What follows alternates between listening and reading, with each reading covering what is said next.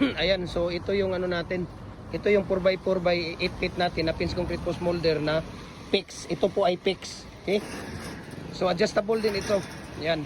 Adjustable yan din siya. Diba? So saan nyo ilalagay yan? Diyan eh, patakilid nyo lang yan. Patakilid nyo lang yan dyan. Yan. Tingnan natin dito. Kung saan nila banda mailalagay yan. Yan, dyan. Okay. So, meron tayo dito. Kunin pa natin yung iba dito. So, ito. Kunin nyo muna itong ano, ito mga plates yan eh. Plates. Itabi nyo muna yan. Yun muna yung kunin niyo yung 4 holes na fix din. Yan, itabi nyo muna yan dyan. Yan, plates ng electric hollow blocks machine yan, plates. Okay. Yan. So yan, hilain mo yan. Ay, iano mo yan dong. Dahil Bumba? ayan. So yan po ay 4x4 by 8 feet na fix. So adjustable yan. Pwede na yan hilain. Sige, hilain nyo. Ayan, di ba? So 4x4 by 8 feet natin na fix yan. Pwede ka na gumawa din dito.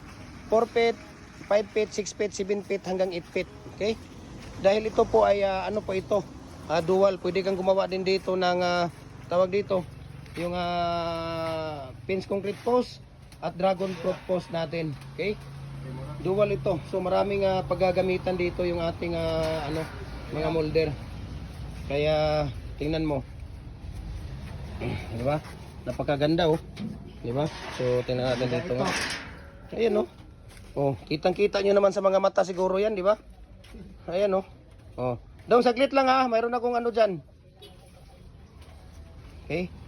So ito yung mga ginagamit natin eh. Yan yung mga ginagamit natin na ano. Dong, patayin mo muna yung ano doon, yung radyo dong. Tapos isaksak mo yung dito sa labas baka maiwan. So ngayon, kuya, kuha ka ng gunting doon. Buksan mo yan yung karton. Yung karton, buksan mo yan.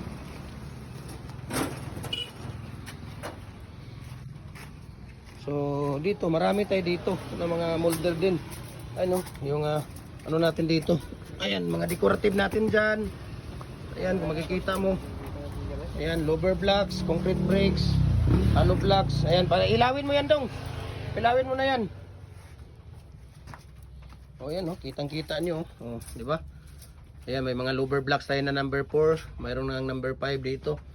So, message nyo ako, share ko sa inyo ang price at shipping details. Luzon, Visayas, Mindanao. Door to door po, walang problema. Okay, maraming salamat and God bless.